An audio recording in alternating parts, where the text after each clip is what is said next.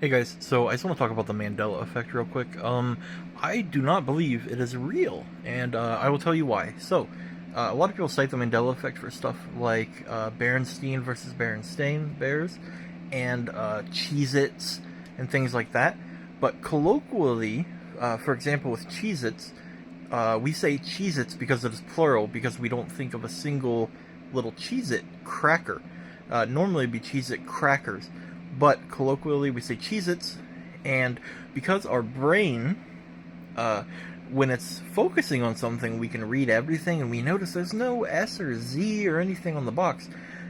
But typically, throughout our day, unless you really have a good reason to focus on the text of a cheese box, you will not read the text letter by letter. It's just not how it works. It's the same way our peripheral vision is blurry.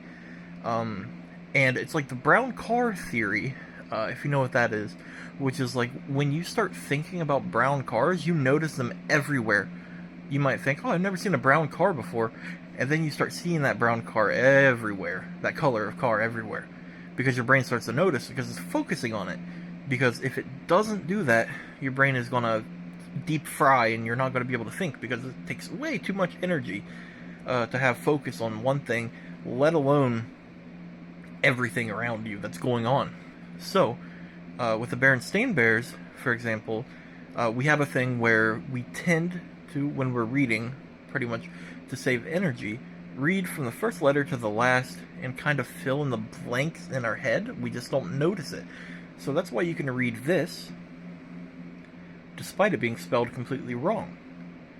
And especially with foreign words, such as, for example, German, which I believe is where Berenstain comes from, it is much easier for us to forget how the spelling is or to never really give it a much thought.